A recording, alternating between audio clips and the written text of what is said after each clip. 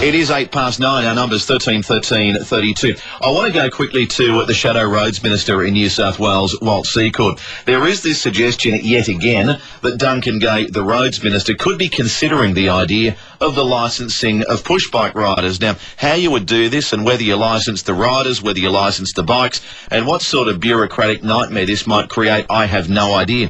I thought we'd get some more on all of this. The Opposition's Walt Secord is on the line. Walt, good morning. Good morning, Stuart. Are you surprised to hear that Duncan Gay has been sounding out the RMS about some proposals in this area? Well, I discussed this earlier in the year with my colleague Penny Sharp, who's the Shadow for Transport, and we agreed that Labour would not be supporting a licensing system for bicycles. We believe that it's unworkable, bureaucratic, and impractical.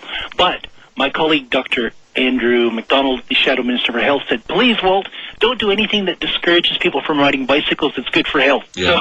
So, but we believe a system like this is unworkable.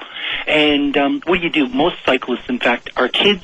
And a lot of families have 1, 2, 3, 4 bicycles in the house. So we believe it's unworkable.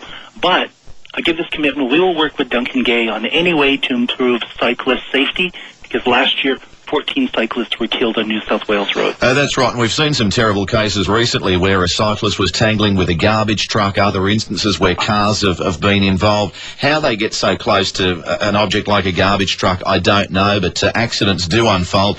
I would wonder, if you were talking about licensing of bikes, are you licensing the individual bike in the way you do with cars? Are you licensing the rider? How would you envisage it could even possibly work? Well, that's what we want Duncan Gay to explain. How would this work? Would you do the cycle, or the bicycle itself, the cyclist, the family, the household? What do you do with 12-year-olds, 9-year-olds? Yeah.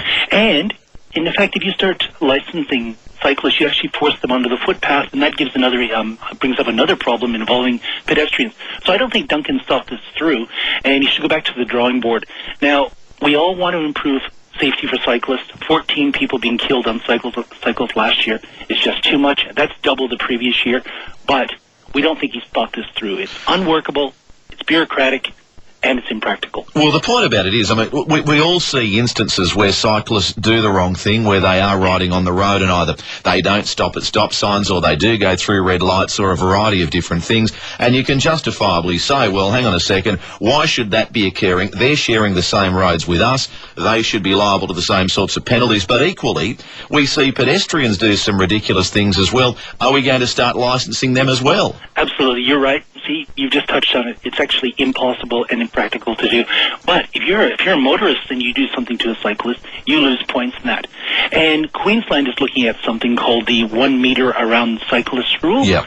Now, let's see what happens in Queensland. I asked Duncan a question about this in the Parliament. I asked the Roads Minister about this, and he said the Centre for Road Safety is looking at it. So there's lots to do, but I don't think licensing cyclist is the way to go. I just think it's impossible and impractical and bureaucratic, and we don't want it to become another revenue-raising exercise. Well, that's the other point. How costly would it be, and which department would it fall on? I'd imagine it would be Roads and Maritime, but do they necessarily have the staff and resources to then process all of those licensing fees, which could run into the tens, hundreds of thousands if we were to get serious about all of this?